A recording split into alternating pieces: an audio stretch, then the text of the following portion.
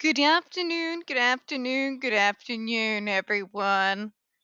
Welcome to another episode of Spilling Tea. I'm your host, Tiffany Daniels, and this is Brahma Cat, photobombing cat. Photobombing cat. All right, folks. And as usual, we're going back to the horrible world known as the JRC. But before we do the usual disclaimers, before we get into what I know is probably going to be another rant of mine, just know call center jobs are always rough. But when you're neurodivergent and you just get that one boss that is just absolutely stubbornly refuses to acknowledge your disability and provide workarounds like every other single manager I've ever had actually did.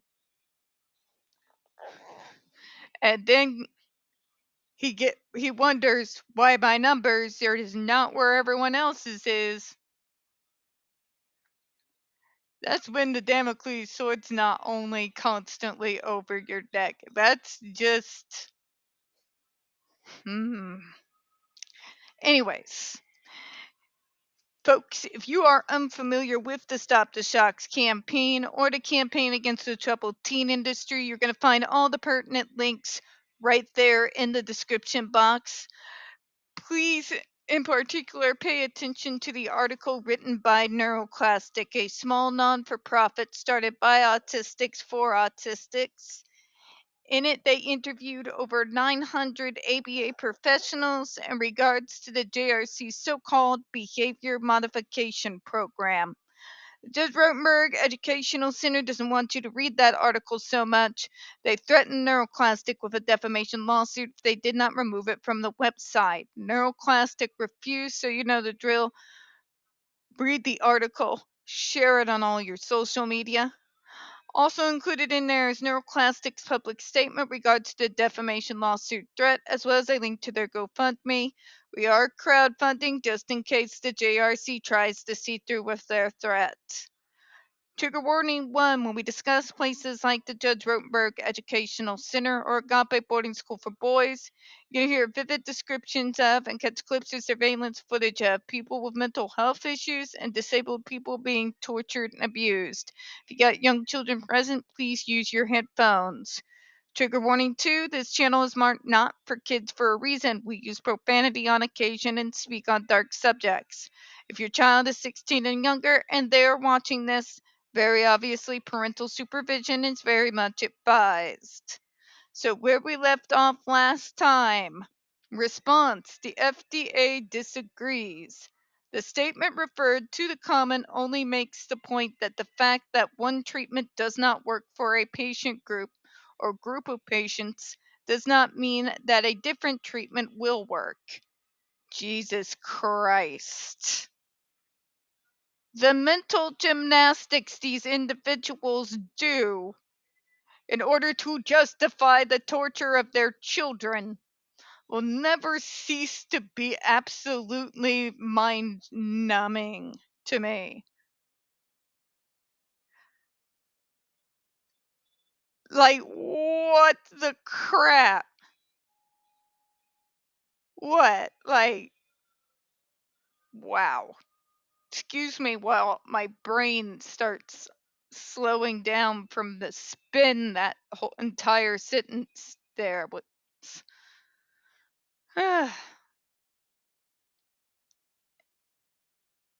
That's insane. Okay. What we're saying is it doesn't matter whether it stops the behaviors in the moment or not.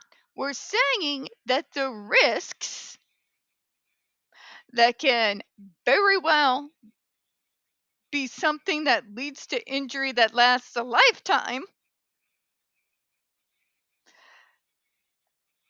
far outweighs the so-called extremely temporary benefits of using the device. To say, but you can't know that finding the root to the issue of my kid's problem in another program is going to change anything. I know that statistically speaking, that the numbers say otherwise. The numbers say getting to the root of these issues by doing a proper full functional behavioral assessment, in fact, does help individuals who are just as severe as your kid. It's not an immediate fix, and it's not going to fix everything. Your kid is never going to be able to pretend to be neurotypical 24/7 without breaking character. They're human beings. But it does bring it down again to a base level so that we're able to function and work and participate in our communities. All right? But you can't prove that it will work. Statistically speaking, yeah, I can. I actually really can. Some of the most severe quote unquote cases out there have benefited from those types of programs because it's all based around the concept that if you find out the problem and you fix the problem, the behavior that is inspired by the problem tends to go away. Right, we can't have logic in this conversation. Let's continue to read. The FDA understands that the devices are not always effective for every individual with the condition. The device is intended to treat. That is not a reason that the FDA is banning the ESDs. Thank you. It is the most black and white literal thing here on planet Earth to be able to wrap your brain around. The horrific risks that can contribute to lifelong crippling conditions down the road far outweigh the extremely temporary benefits. They're not permanent benefits. Take away the device, there the problem is. What gets solved? Nothing. That's the FDA's point. We're going to go ahead and close on that. We don't get very many views on this channel. The few we do get tend to get removed from time to time. So folks, if you could, please don't forget to hit the like button, hit subscribe, and don't forget to hit those comments. I appreciate your time. And as always, folks, we here at Spilling Tea do hope you have a good one. I'll see you next time. Bye-bye, everyone.